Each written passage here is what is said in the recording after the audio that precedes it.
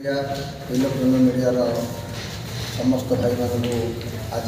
आमको सहयोग करते बहुत बहुत धन्यवाद जनाऊँगी। बंधुगण आज आस्का लोकसभा सांसद क्षेत्र एक सांबादिक सम्मेलन अनुष्ठित होती सांबादिक सम्मेलन में आमर राज्य प्रवक्ता डॉक्टर लक्ष्मण पंडा उपस्थित अच्छा यार कारण है आपण मैंने जानते गत 10 वर्ष धरी भारतीय जनता पार्टी सरकार चलती आमर यशस्वी प्रधानमंत्री श्री नरेंद्र मोदी का नेतृत्व नहीं 10 वर्ष जो प्रकार परिवर्तन होती से कथा आज जनमानस एक उल्लास सृष्टि कारण वैदेशिक नीति देखु आर्थिक नीति देखु सबुठार मूल कथा है जो जिनपाई शह शह वर्ष अपेक्षा करते 370 धारा उठाइवाई कारण जम्मू काश्मीर हूँ भारत अविच्छेद अंग जो प्रकार गोटे अलग कैटेगोरी ग्रहण करते आज लोप कर 370 धारा लोप कर भारत में से संयोग कर 500 वर्ष धरी भारत जनसाधारण एक आत्मा सृष्टि होता श्रीराम मंदिर जन्मभूमि भव्य मंदिर प्रतिष्ठा हम ताकि विभिन्न क्षेत्र में आर्थिक क्षेत्र में आम 11 स्थान में थे आज 5म स्थान में पहुँचुंट सबु श्रेणी महिला मानक विभिन्न प्रकार योजना कराई महिला मैंने आज स्वावलम्बी हो पार्टी फाइटर जेट मत चलाउं भारत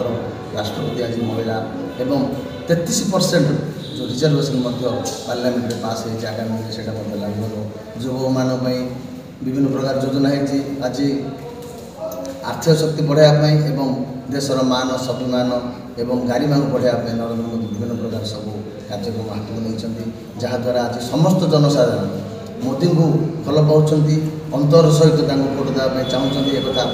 जानते तेणु जो आगामी निर्वाचन हो 20 तारिख में से निर्वाचन में किभली भाव आस्का लोकसभा समस्त विधानसभा और लोकसभा प्रार्थी भारतीय जनता पार्टी पद्मफूल चिन्ह विपुल संख्यार भोट देवे विजयी कराइबे कारण आम जाचे निश्चित भाव तृतीय थर पर नरेंद्र मोदी भारत प्रधानमंत्री होती जदि आस्का पार्लियामेंट में आम कौन प्रकार भूल कर सांसद न पठेले केन्द्र सरकार हम किंतु ये अंचल विकास हो पार अंचल विभिन्न प्रकार समस्या रही आमर आसिका चीनी शिल्प अच्छी ताहा जे रुग्ण हो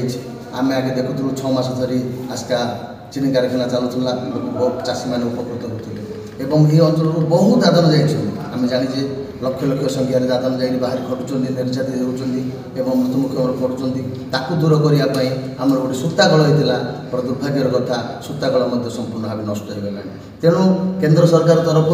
राज्य जब बीजेपी सरकार आसो जब डबल इंजिन सरकार हम ताहले अंचल कृषक युवक छात्र मान समस्त श्रेणी विभिन्न प्रकार योजना हम अंचल विकास हम एवं विकास देश सहित जोड़ राज्य सहित जोड़ ये आशा ये विश्वास करी मुझे निवेदन करुँची आपण जरिया जे भारतीय जनता पार्टी प्रार्थी मानक आस्का लोकसभा सांसद में निश्चित भाव भोट देवे और